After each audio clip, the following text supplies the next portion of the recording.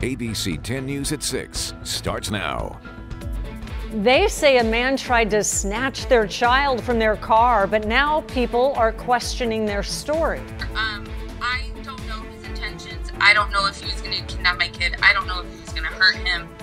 The new video that some argue disputes their claim and why the couple says there's more beyond this video. Plus, how a North County School District is pursuing total transparency after 4 students test positive for COVID. And a former FDA advisor explains why the rewards of a coronavirus vaccine outweigh the risks. New video is putting a North County couple on the defensive after they say a man tried to snatch their child from a car in a Costco parking lot. Good evening. I'm Kimberly Hunt. And I'm Steve Atkinson. Some people argue that the video doesn't line up with their version of events. But as our ABC 10 News reporter Jennifer Kastner reports, the couple says the video does not tell the whole story. This is the new surveillance video that was released following accusations and uproar over an alleged attempted child kidnapping in a Vista Costco parking lot last weekend. Once the SUV backs out, a man opens the rear passenger door and shuts it as the driver jumps out to confront him.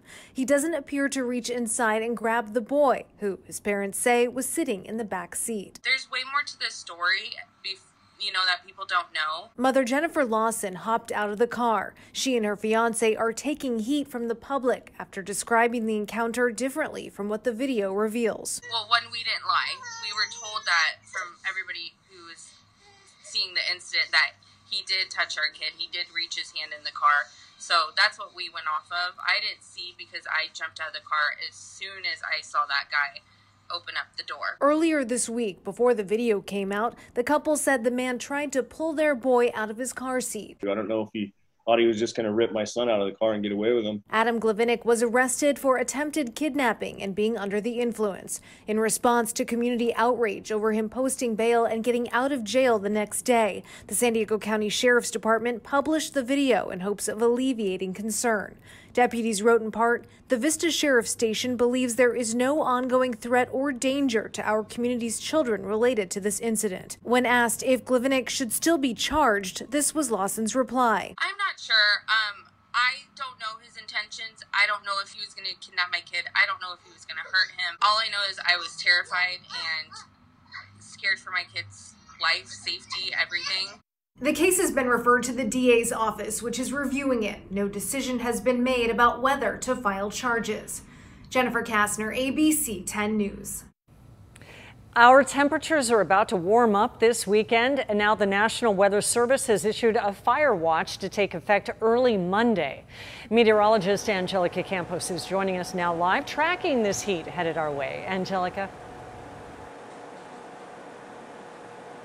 Hi, Kim. We're having a great end to this week, but next week is going to be a scorcher and fire weather is going to be returning. So let me break it all down for you. Basically, the entire state of California is going to be under elevated fire conditions to our north. They already have some red flag warnings in effect, but here in San Diego, it is a watch for now. It will start at 5 a.m. on Monday until 5 p.m. And that basically means that in a scenario where there is a fire, conditions are prime for that fire to spread very quickly. So we'll have to avoid any fire from starting. Humidity will range from 10 to 15%. Santa Ana winds will average from 15 to 25 and expecting wind gusts as high as 40 miles per hour. Expecting this watch to be in effect for Monday, but the heat is going to be here the entire week. I'll show you exactly what to expect as temperatures get ready to jump up to 15 degrees above the normal for next week. You can track the rising temperatures and the fire conditions with the free ABC 10 News mobile app. You can find that in the App Store. A higher percentage of positive COVID tests pushed our 14-day rolling average up just slightly today. Right now it's sitting at 3.5%, still the lowest it's been in a month. The county reported 405 new cases today, so the total is just over 46,000. There were also 2 more deaths, bringing that total to 775. And new at 6, 4 students have tested positive for COVID-19 at 3 different schools in the Del Mar Union School District since it reopened for in-person learning. Our ABC 10 News reporter Mimi Alcala explains what the district is now doing to make sure parents have all the information they need. We're just being very transparent and keeping our families informed. The Del Mar Union School District launched this dashboard on its website showing the active COVID-19 cases at its schools. That shows active cases of any COVID at any particular time, and then we update that every week. 4 students have tested positive for the coronavirus, 2 of them at Sage Canyon School, 1 at Sycamore Ridge, and the other at Torrey Hills. We received the results directly from the families, and we were able to respond very quickly. I'm very happy to say that they are doing very well, and we have not had any other cases. Jenny Huz, the director of student services for the district. She says all students and teachers who came in contact with those who tested positive are quarantined for 14 days. If we learned of a presumed positive case, we would treat it exactly the same way that we would respond to a confirmed positive. Parents are also notified if a student was potentially exposed to someone who possibly came in contact with a positive case. At Sage Canyon, parents learned of 2 positive COVID-19 cases over the weekend.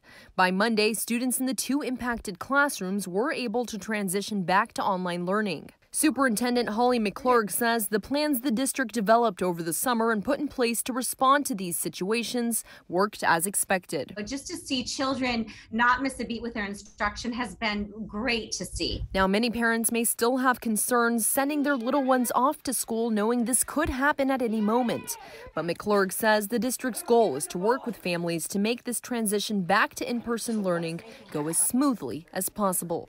Mimi Alcala, ABC 10 News. In addition to the 14-day quarantine, district officials say that anyone who tests positive for the virus will be excluded from participation in any in-person or on-site activity until the campus nurse can verify that the person meets the criteria set by the state and county health officials to return. Schools that have returned to the classroom require masks, and most people wear them while out in public anyway. But a small minority are still choosing not to, and that may boil down to simple psychology. ABC 10 News talked to a clinical psychologist at San Diego Center for Stress and Anxiety Management, and she says part of it is how people perceive the rules and guidelines. And control. It feels better to have this thing they can do to feel like they have some say over what's happening. If I have to wear this mask, it's like I'm admitting that this thing is really big and bad and scary. And so in a way, I guess you could use the word denial. Other factors include people being naturally rebellious and confusion over constantly changing information at the start of the pandemic. As the race for a vaccine heats up, there is still concern about whether enough people will get one when it's finally available to make a difference. A recent poll from the Pew Research Center found that just half of Americans questioned say that they will get the vaccine when it becomes available. That's down more than 20% from a similar poll back in May. And more than 75% of people polled say they believe the approval process may move too quickly.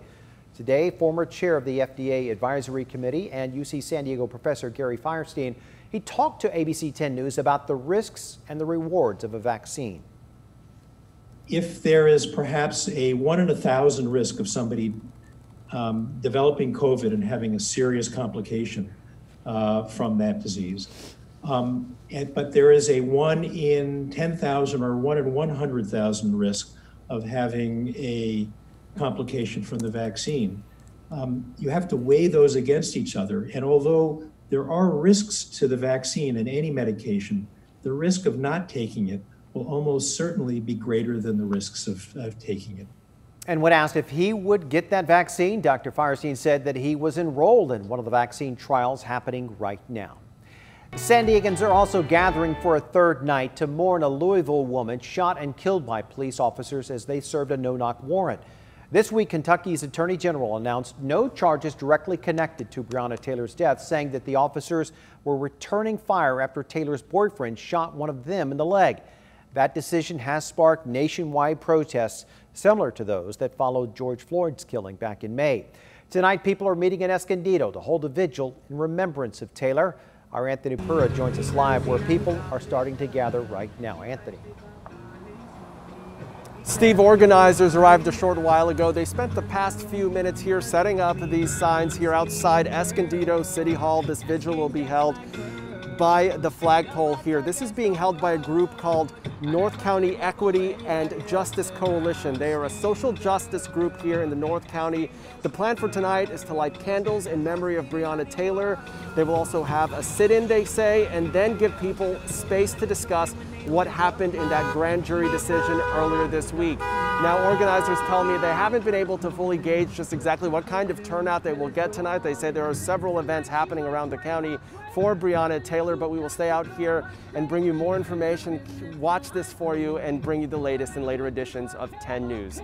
We're reporting live tonight. Anthony Pura, ABC 10 News. More to come later. Thank you, Anthony. Harbor police say a passenger on the sport fishing boat is responsible for 4 crew members nearly dying from fentanyl overdoses yesterday. Officers arrested 64-year-old Rick Appel on several charges. Police say the crew members are now doing well and are recovering. They were found yesterday morning. They may have died if firefighters hadn't given them Narcan. Officers say Appel booked a spot on the boat slated to leave that morning. And the DA's office says a sexually violent predator from Humboldt County will no longer move to San Diego County. Joshua Cooley was convicted of assaulting 2 12-year-old girls in separate cases. The state now says that it's not recommending moving Cooley to Palma Valley, but instead listed the area as a potential placement. This would have been the first time an out-of-county sexually violent predator was recommended for placement in San Diego County. The DA's office did not say what the state is planning to do with Cooley.